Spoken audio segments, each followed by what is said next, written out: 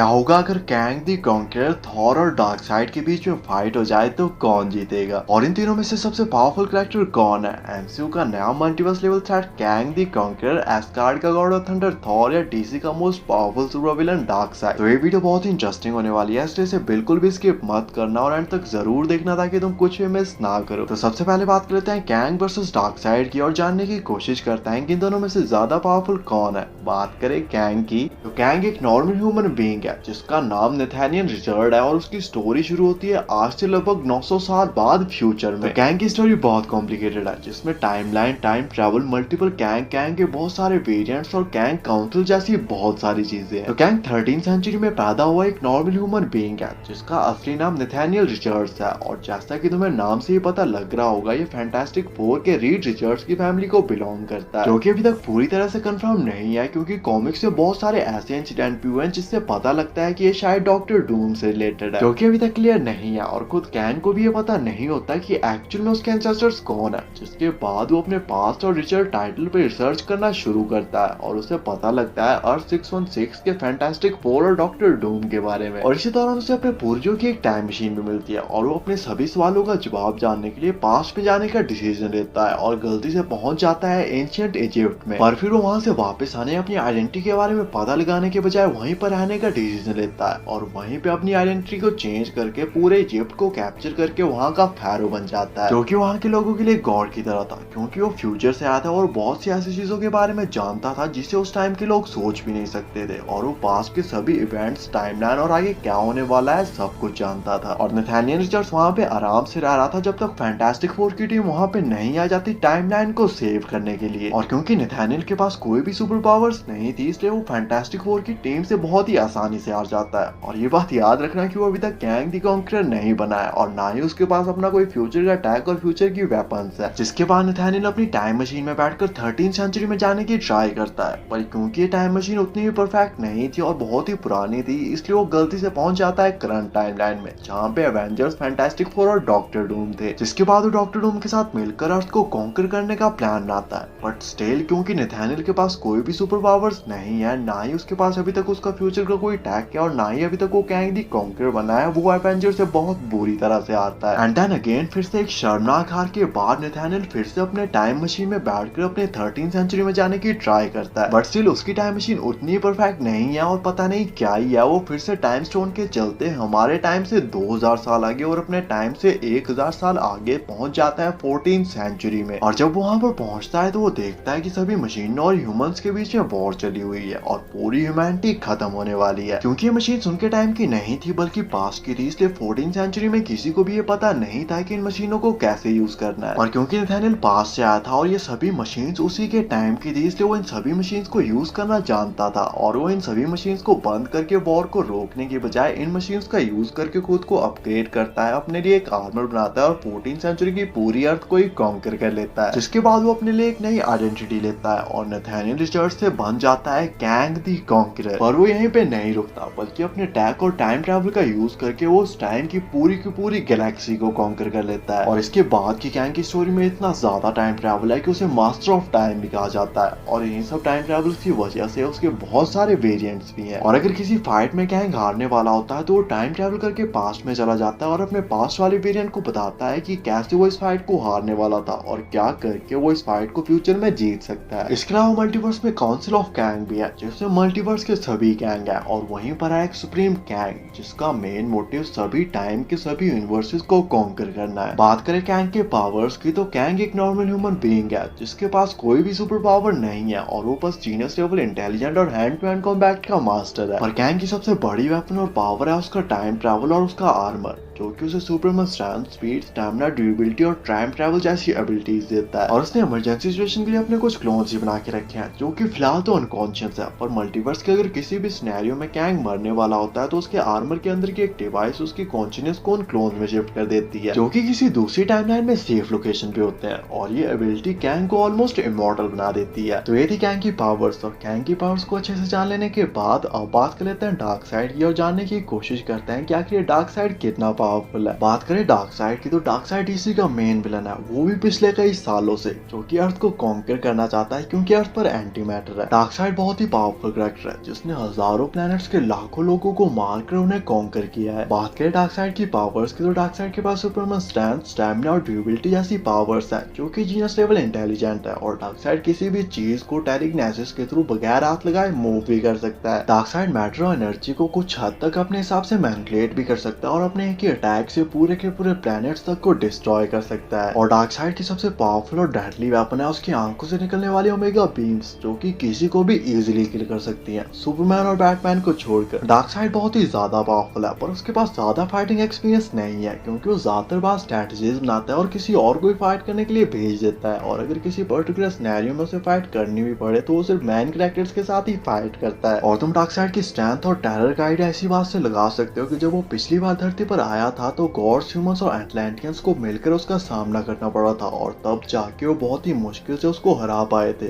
और अब डार्कसाइड की पावर्स और भी कई गुना तक बढ़ चुकी हैं। तो ये थी डार्कसाइड की पावर्स। और डार्कसाइड और कैंग की पावर्स को अच्छे से जान लेने के बाद अब बात कर लेते हैं फाइट कंपैरिजन की और जानने की कोशिश करते हैं कि इन दोनों में से ज्यादा पावरफुल कौन है और फाइट होने पर कौन जीतेगा। तो कैंग बहुत ही पावरफुल कैरेक्टर है, पर वो फ्यूचर से आया हुआ एक नॉर्मल ह्यूमन बीइंग है जिसके पास कोई भी सुपर पावर्स नहीं है, और वो फाइट में मोस्टली डिपेंड करता है अपने फ्यूचर के एडवांस टैक और एडवांस वेपन्स पर। दूसरी तरफ डीसी का most powerful super villain dark side है, जो कि एक चलता फिरता पावर हाउस है। कैंग अपने फ्यूचर के एडवांस टैक और फ्यूचर के एडवांस डेडली वेपन से डार्कसाइड पर अटैक करेगा, पर डार्कसाइड बहुत ही ज्यादा ड्यूरेबल है और इवन बड़े से बड़ा न्यूक्लियर बॉम्ब भी उसका कुछ नहीं बिगाड़ सकते। इसलिए कैंग की किसी भी वेपन का डार्कसाइड पर कोई भी असर नहीं होगा। कैंग के पास उसकी फ्यूचर के एडवांस वेपन्स तो हैं, पर डार्कसाइड के आगे वो सिर्फ कुछ खिलौने होंगे। और डार्कसाइड अपनी ओमेगा बीम से एक ही सेकंड में कैंग के सूट और खुद कैंग को एग्जिस्टेंस से इरेज कर सकता है। डार्कसाइड की आंखों से निकलने वाली ओमेगा बीम्स इतनी ज्यादा पावरफुल है कि वो इमॉर्टल बीइंग्स को भी किल कर सकती हैं, इसलिए वो कैंग के आर्मर के थ्रू जाकर एक ही सेकंड में कैंग को इजीली मार सकती हैं। हालांकि कैंग से नहीं मरेगा, और कैंग जैसे ही मरने वाला होगा उसका आर्मर उसकी कॉन्शियसनेस को उसकी दूसरी क्लोन बॉडी में शिफ्ट कर देगा, पर फिर भी मार्वल का मल्टीवर्स लेवल थ्रेट डार्कसाइड के आगे 10 मिनट भी नहीं टिक पाएगा। और डार्कसाइड कैंग को मल्टीवर्स से तो नहीं, पर एटलीस्ट अपने यूनिवर्स से इरेज कर देगा। और वैसे भी जो एंटमैन 3 में एंटमैन से आने वाला है उसको तुम डार्कसाइड से क्या ही कंपेयर करोगे। हाँ, एक पॉसिबिलिटी हो सकती है कि कैंग टाइम ट्रैवल कर पास में जाए और डार्कसाइड को पैदा होते ही मार दे, पर अगर वो ऐसा करता है तो डार्कसाइड कभी बड़ा ही नहीं होगा और ना ही वो बड़ा होकर कैंग के साथ फाइट करेगा। और अगर कैंग ऐसा नहीं करता और फ्यूचर के किसी पर्टिकुलर सिनेरियो में कैंग और डार्कसाइड के बीच में फाइट होती है तो डार्कसाइड इस फाइट को इजीली जीत लेगा। इन दी एंड कैंग ना ही डार्कसाइड को मार सकता है ना ही उसे हरा सकता है, जबकि डार्कसाइड कैंग को मार भी सकता है और उसे हरा भी सकता है। इसलिए डार्कसाइड इस फाइट का एक अल्टीमेट विनर होगा और फाइट में चाहे जो भी हो इन दी एंड जीतेगा डार्कसाइड। तो बात करते हैं कैंग वर्सेस थॉर की और जानने की कोशिश करते हैं कि इन दोनों में से ज्यादा पावरफुल कौन है।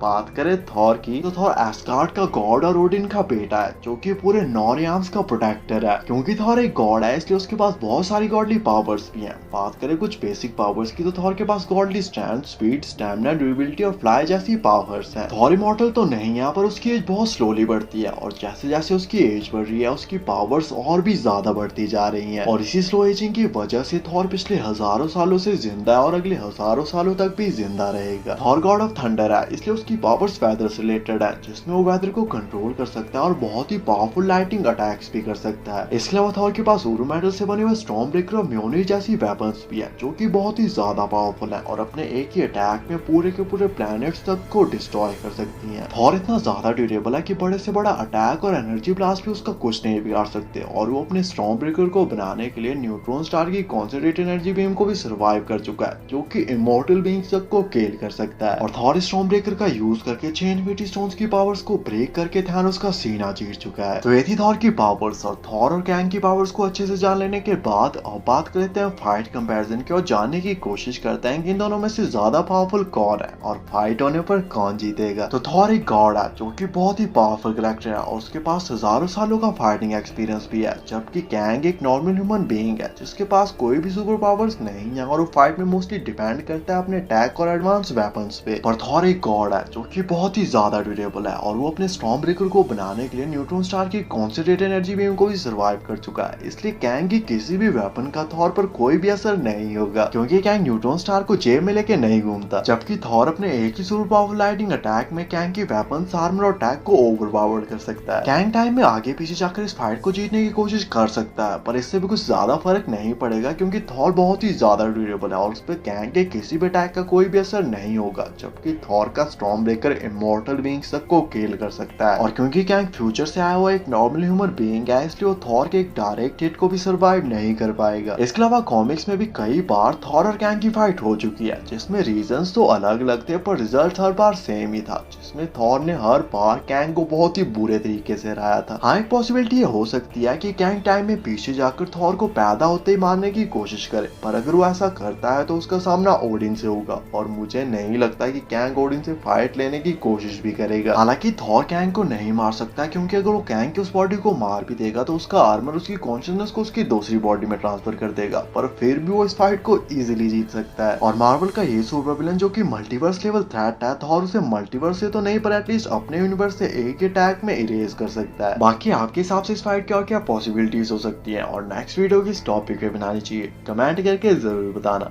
ऐसी अमेजिंग वीडियोस के लिए चैनल को सब्सक्राइब कर देना एंड थैंक्स फॉर वॉचिंग।